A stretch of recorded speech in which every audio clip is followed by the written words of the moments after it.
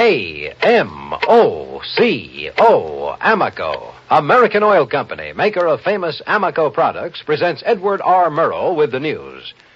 The dictionary says the word detergent means the ability to emulsify oils and hold dirt in suspension. And that's exactly what Amoco's Premium Plus Permalube Motor Oil does. This is the detergent oil that cleans as it lubricates. It keeps dirt, gummy carbon, and engine varnish from sticking to moving parts. Your engine stays cleaner, runs better, lasts longer. Give your engine these advantages with Permalube Motor Oil, the oil that cleans as it lubricates. And now here is Edward R. Murrow. This is the news. The President has signed a bill extending wage and price controls for another 10 months. All controls, including rent, would have ended at midnight tonight if the President had refused to sign the bill.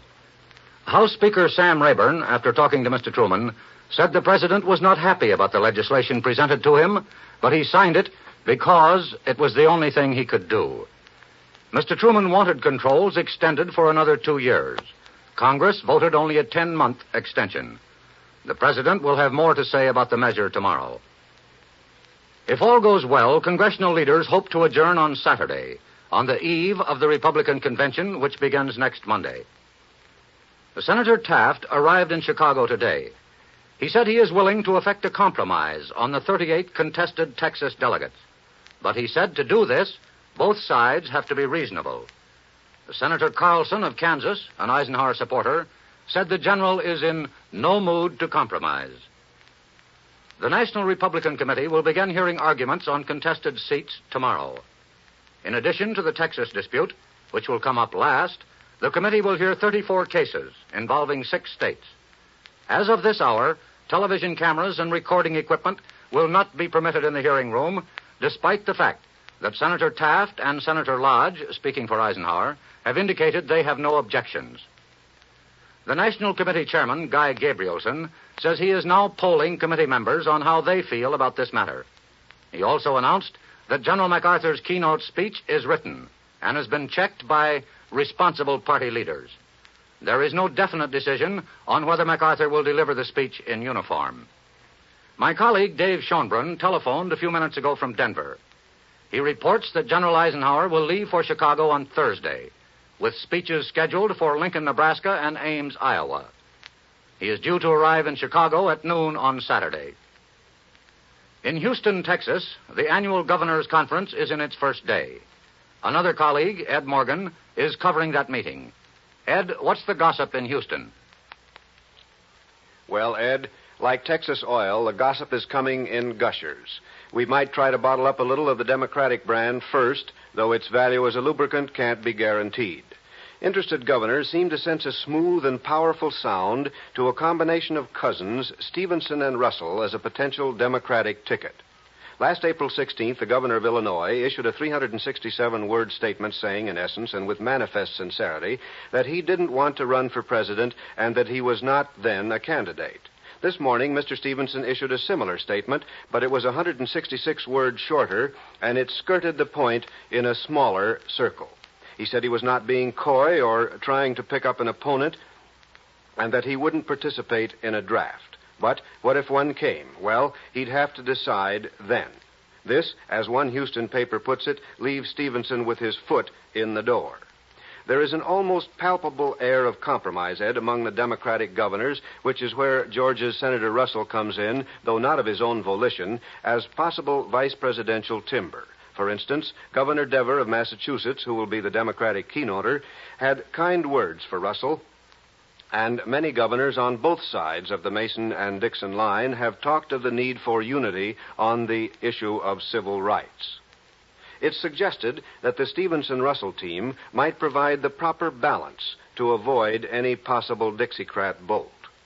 Most of the Republican governors here are making large and enthusiastic noises for General Eisenhower. Just a little while ago, Governor Dewey of New York said that since his arrival last night, he had learned from other governors, Republicans of course, that as many as 40 Taft votes would switch to the general on the second ballot. He spoke of this switch as being definite, but he wouldn't say who the governors were he talked to or where the switches might come.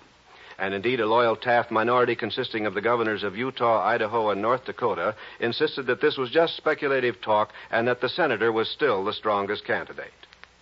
Technically, of course, this 44th annual convention of governors isn't concerned with politics at all. They are struggling bravely through an agenda of tax problems, highway matters, and higher education curricula. But when the first session was just about to convene officially this morning, a fuse blew out, leaving the delegates in total darkness. A cynical observer remarked this was due to the supercharged political atmosphere. Another blamed it on the heavy weight of Texas hospitality. The visitors have been deluged with literally tons of gifts, ranging from cowboy boots to brochures on the conference bound in unborn calfskin. Such is the opulence of Texas. There's a constant round of conferences and sightseeing, cocktail parties, and pre-convention caucusing. And that, Ed, is what the governors have been doing. That was Ed Morgan reporting from Houston, Texas. Senator Dick Russell, campaigning for the Democratic presidential nomination, tonight accused Gail Sullivan, Senator Kefauver's campaign manager, of indulging in gutter politics. Russell said that a recent statement by Sullivan that Russell would take second place on a ticket with Governor Stevenson is a despicable campaign falsehood. Secretary of State Dean Acheson was in Vienna today, following a visit to Berlin. I'd like to discuss the implications of those two visits in a moment. 3 days of heavy rains have kept ground fighting in Korea to a minimum, and once again there was no air action. The truce talks, which have been recessed for the past 3 days, will resume tonight. And South Korean President Syngman Rhee has told his assembly if it doesn't adopt his proposed constitutional amendments within the next couple of days, he will find means of dissolving the assembly. Chiang Kai-shek, in a cabled interview with U.S. News and World Report, urged an all-out bombing of China's war industries. He said he doubted the communists could contain a revolt, which such attacks might inspire. Egypt tonight is in the midst of its third cabinet change in 5 months, but details leading up to the change are being delayed by heavy censorship.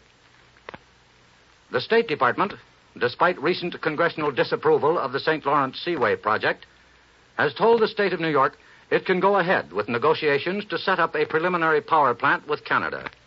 The plant would be jointly financed by the state of New York and Canada and is expected to be completed within the next 6 years.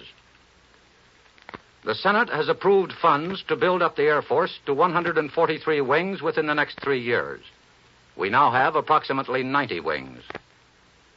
There were no new developments in the steel strike today, other than an official estimate that production is now 12% of normal. And here in New York, we had our first 13-alarm fire in 5 years. A converted trolley barn in Brooklyn caught fire. 8 tenements were destroyed. Damage is estimated at more than $500,000. 500 families had to be evacuated, and the watchman is reported missing. Today, Secretary of State Acheson said in Vienna that American troops will remain in Austria until its independence is assured. He said that 3 of the 4 powers in Austria want to go home, indicating that the 4th, Russia, does not want to leave. The Western powers have about 25,000 troops in Austria, while the Russians have an estimated 40,000. Mr. Acheson's visit to Vienna is in the nature of a journey of goodwill, in return for the recent visit of Austria's Chancellor Fiegel to Washington. But Alexander Kendrick cables me from Vienna tonight that the Acheson visit is having an extremely disturbing effect on Austrian public opinion. The communists are charging that the Acheson visit means that Austria will soon be rearmed and developed as an American military base. Also, that we are trying to arrange an agreement between Austria and Yugoslavia as part of the anti-Russian front in Middle Europe. Kendrick reports that these charges are having a tremendous effect on the morale of the Austrian people, who just don't want to be involved in anything more serious than party politics, bank scandals, and the relative merits of Beethoven versus Bartok. In European history, foreign ministers' visits generally are made in order to make deals, generally in secret. Kendrick believes that the Acheson visit is creating more suspicion and fear than goodwill. Today, the Western Allies sent their 9th protest in 5 weeks to the Russians in Berlin. They accused the Russians of carrying out brutal mass expulsions of Germans along the border between East and West Germany. 6 highway frontier points have been closed. 2 railway lines between East and West Germany have been cut, and telephone communication between the 2 zones has been interrupted. The West claims that the Russians are trying to split Germany in 2, prevent any communication between the 2 parts of the country. In all this propaganda and counter-propaganda about Atchison's visit and the tightening controls between East and West Germany, it may be that one of the most important developments of the weekend has been obscured. That event was the completion of the East German Canal, which bypasses West Berlin. Since last year, the communists have been laboring mightily, digging a new canal which connects the Oder and the Elbe rivers without touching West Berlin. It's about 23 miles long and was scooped out of the sandy and swamp soil at prodigious cost. This means that 1,000-ton barges are now able to go around West Berlin without the possibility of interference or stoppage by the Western authorities. Since last year, the Russians have been able to move their freight shipments by rail around the western sector of Berlin. All this means that the communists have trumped one of our main reprisal cards if they should decide to put the squeeze on Berlin with another blockade. Berlin lies 100 miles deep in communist-held territory, and the communists can now bypass the western sector, both by rail and by canal. The only conceivable justification for the completion of this 23-mile canal must be strategic and political. It tightens the communist stranglehold on Berlin and makes it possible for them to cut the corridor leading to it without themselves being in danger of having their own rail and barge traffic stopped at the West Berlin bottleneck. If they choose, they can now, upon one pretext or another, close the corridor leading to Berlin, leaving the Western powers without any effective means of economic retaliation. This is Ed Murrow. I'll be back in a moment with the word for today. Now, here is Bob Dixon. The Pittstown, New Jersey Anti-Horse Thief Association has been disbanded. That's a pity, for there's a lot of horse stealing happening every day. Not exactly horses, but horsepower. And the thief, all too often, it's ordinary gasoline. With ordinary gasoline in the tank, an automobile engine just can't deliver all the horsepower engineers say it should deliver. Ordinary gasoline detonates, burns incompletely, just doesn't put out full energy. Restore that stolen horsepower to your engine by using only Amoco gas. Amoco gas is all fuel, every drop. Everything in it burns, because everything in it is a pure petroleum product. That clean burning is only one reason why motorists who switch to Amoco gas stay switched. Once they try it, once they discover all the advantages of Amoco gas, you couldn't get them to go back to ordinary gasoline. They're sold on Amoco gas. They're sold on its quieter smoothness, sold on its greater efficiency, and positively sold on its much, much more economy on the road. In any car, on any road, on every count, Amoco gas is your best buy. That's my word for today, and here's Mr. Murrow with his word for today. Secretary of State Atchison went to Berlin and Vienna primarily to reassure those who feel that the worst may be yet to come.